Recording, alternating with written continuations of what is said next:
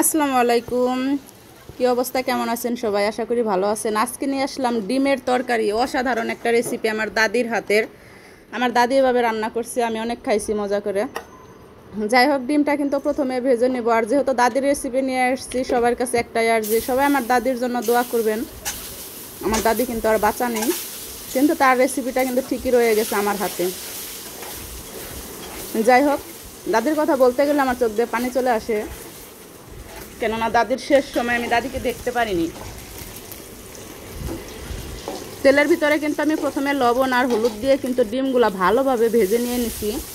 তারপরে ওর ভিতরে পেঁয়াজ দিয়ে নিছি। আর আমি কিন্তু এই রেসিপিটা দিয়ে রুটি দিয়ে খাচ্ছি। এখন এডিট করার সময় আমি এটা নাস্তা খাচ্ছি, তো সন্ধ্যাবেলা এত মজা হয়েছে, আসলে না খাইলে বুঝতে পারবেন না।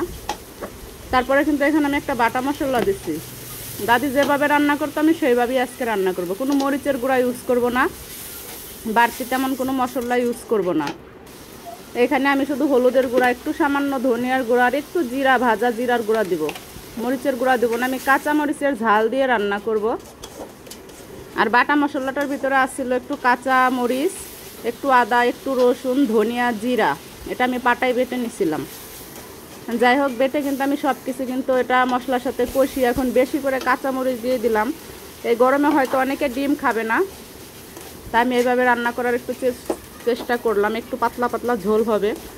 এই রেসিপিটা আমার বড় কিন্তু অনেক পছন্দ করে। আমার দাদির এই হাতের রেসিপিটা আমি অনেকবার আমার বরকে রান্না করে দিছি, সে অনেক খুশি হয়েছে, মজাও পাইছে। যাই হোক, এখানে ছোট ছোট 4টা আলু নিয়েছিলাম আমি। আলুগুলো কিন্তু হাত দিয়ে ভালোভাবে ভেঙে দিয়ে তারপরে এর ভিতরে দিয়ে দিছি। এখন খুরচুন দিয়ে নাড়াচাড়া করে দিয়ে তারপরে কিন্তু ভাজা ডিমগুলা দিয়ে দিব। আর এখানে আমার পাখিতে, বাসার যে পাখিগুলা ডিম পারে, কোয়েল পাখি, সেই ডিমগুলো আমি দিয়ে নিছি। আসলে কোয়েল পাখির ডিম বাসায় বেশি দিন থাকলে নষ্ট হয়ে যায়। কিছুদিন রমজান মাসে অনেকগুলো জমছিল, রাব্বুকে খাওয়াইছি, তা আজকেও অনেকগুলো ছিল, ভাবলাম এর ভিতরে দিয়ে দেই। যাই হোক, এখন কিন্তু কষাতে থাকবো। আর আমার ভিডিওটা যারা দেখেন, যদি ভালো লাগে লাইক কমেন্ট করবেন, খারাপ লাগলে স্কিপ করে চলে যাবেন, কোনো সমস্যা নাই। আর কেউ যদি ইউটিউব থেকে দেখেন, আমার চ্যানেলটা অবশ্যই সাবস্ক্রাইব করে রাখবেন।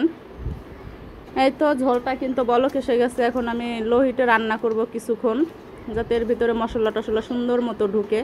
আর এইভাবে ডিমের তরকারি খেয়ে দেখবেন, এটা কিন্তু শীতের দিনেও অসাধারণ লাগে এই রেসিপিটা।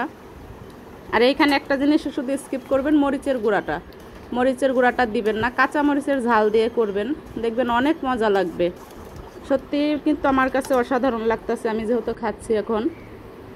আর মরিচের গুঁড়া দিলে কি শুধু কালার হয়, ঝালে কিন্তু কোনো বোঝা যায় না। কালার একটু কম হইলে কি হয়েছে, তারপরে কিন্তু মাশাআল্লাহ অনেক সুন্দর কালার হয়েছে। ভালো থাকবেন, আল্লাহ হাফেজ।